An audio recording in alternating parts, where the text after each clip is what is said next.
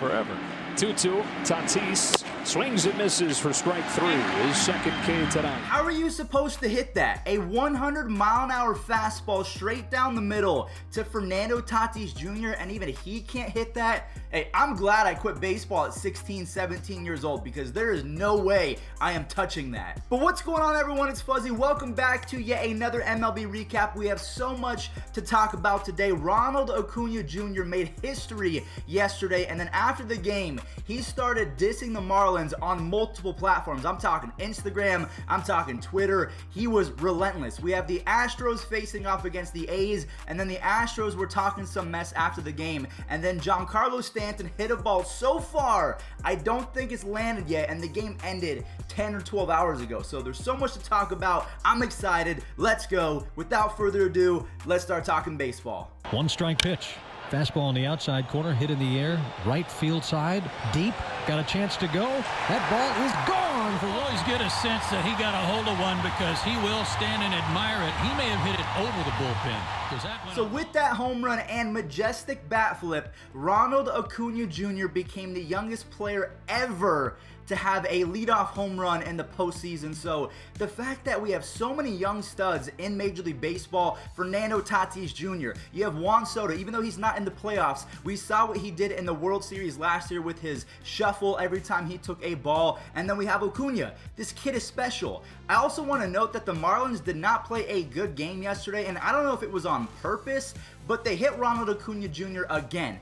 I'm in the camp that says this was not on purpose because it's the playoffs. If I'm the Marlins, I'm not putting on Ronald Acuna Jr. just because he's good. You know, I'm going to try and get him out because the minute that he gets on base, sometimes that really starts the rally for the Braves, and that's exactly what happened. Sandy Alcantara, he did not have a good game yesterday, contrary to the broadcaster saying that Sandy Alcantara threw a great game. No, he didn't. He gave up 5 runs. He was not great at all, and it was all because he hit Ronald Acuna Jr. and it sparked the rally for the Braves. I mean, we all saw it happen. They got fired up. Dansby Swanson had a home run. Travis d'Arnaud went 3 for 3 with 4 RBIs.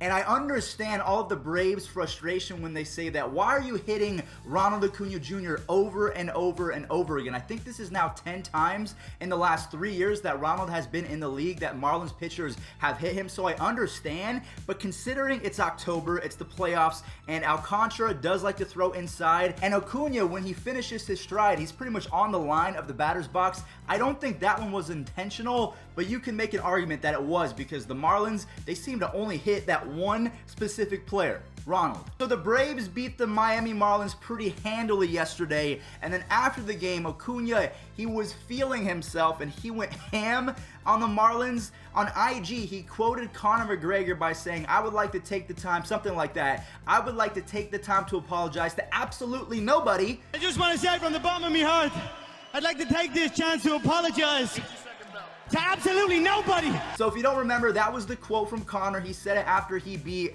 I can't even remember who he beat. This is a baseball channel. We don't care about that stuff. And then later on, he decided to hop onto Twitter, and he said the only reason why he's getting hit is because the Marlins can't get him out. And then guess what happened? Trevor Bauer, who had some fun with Acuna a couple days ago, he actually quote tweeted Acuna's tweet and said, "This is the way that the game is going. If you don't like it, get out the way. If you want to get him out, get him out. Don't hit him. Don't do anything like that." So apparently, according to Acuna, Bauer, and Fernando Tatis, and myself, this is the way that the game of baseball is going. So get on or get off. I don't think anyone's slowing down for anyone out there that says, you know, respect the unwritten rules. I think that time is over with.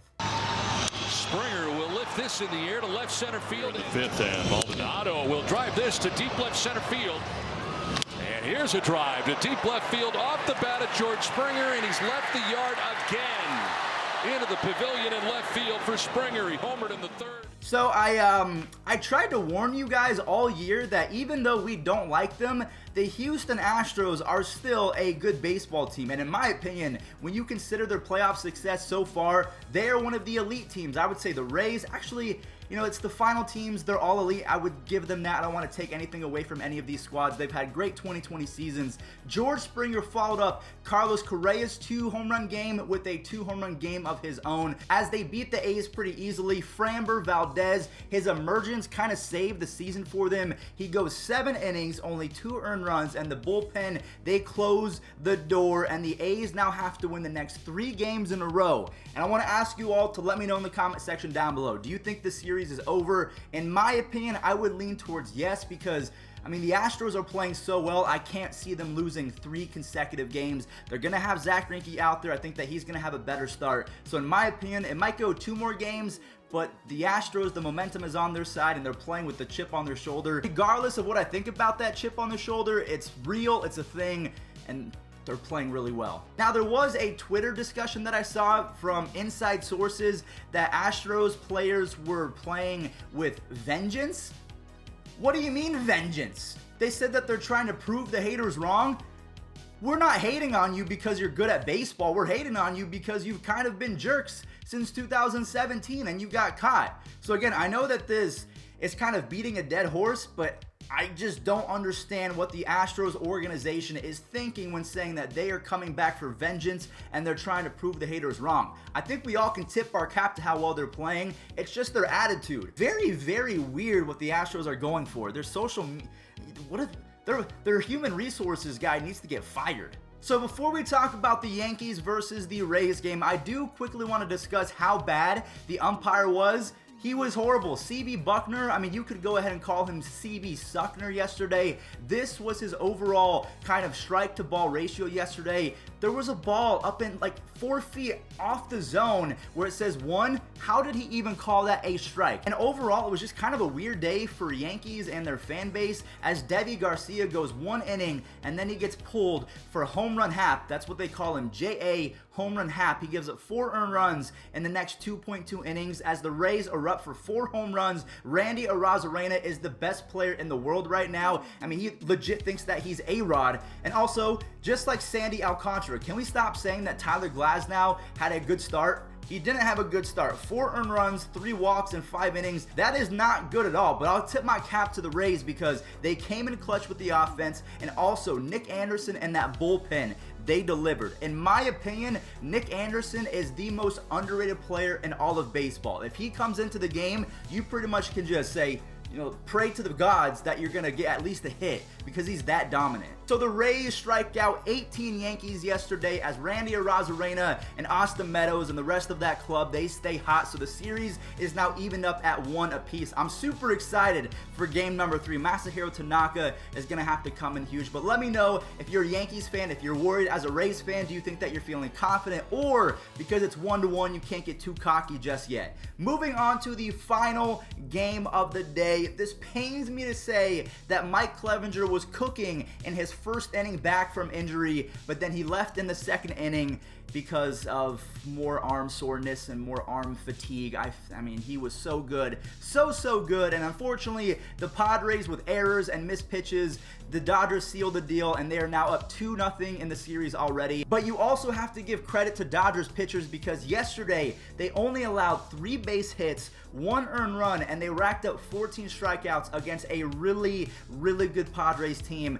So in my opinion, so far, the Padres look completely outclassed, and it seems like they're just not ready for the moment. Now, I'm hoping that they can make the comeback, but 1 more loss, and the Padres are done. Also, Walker Buehler and Dustin May back-to-back. That's just not fair. And then you bring in Blake Treinen. Those have to be some of the most uncomfortable at-bats in a single game that you can think of, aside from the Rays bullpen, because they have Fairbanks, they have Anderson, they have a bunch of guys that throw funky at 96 miles an hour. I mean, that's just ridiculous. Now, one thing I want to talk about before we preview the games that are happening today, a rookie made his Major League debut yesterday. He is only the 3rd player ever, and all of them have happened in 2020. A rookie to make their debut in the postseason. Ryan Weathers for the Padres, he threw 1 1/3 innings of shutout baseball, and look at this kid's high school stats. In 76 innings, he almost struck out 160 dudes with a 0.09 ERA. In 76 innings, I believe he gave up 1 earned run. So this kid is going to be special, and props to him to not giving up a single run to a loaded Dodgers lineup. So today is going to be pretty fun. We have the Marlins versus the Braves. Pablo Lopez, who has been pretty good in 2020, he is going up against the rookie sensation Ian Anderson. Next up, we have the A's versus the Astros. This is officially an elimination game.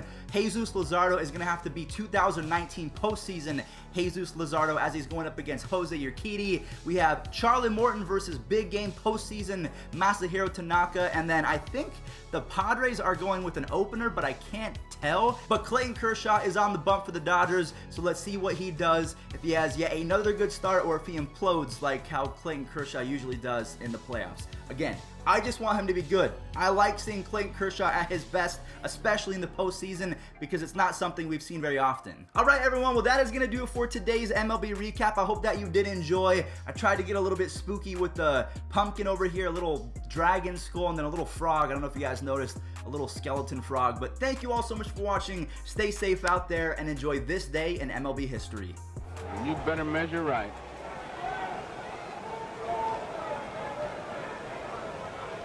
There's one. It is deep to right field, and that ball is going, it is gone. Roger Maris gets his first hit of the series. 3-1, and Acuna swings. It's a high drive to left center field.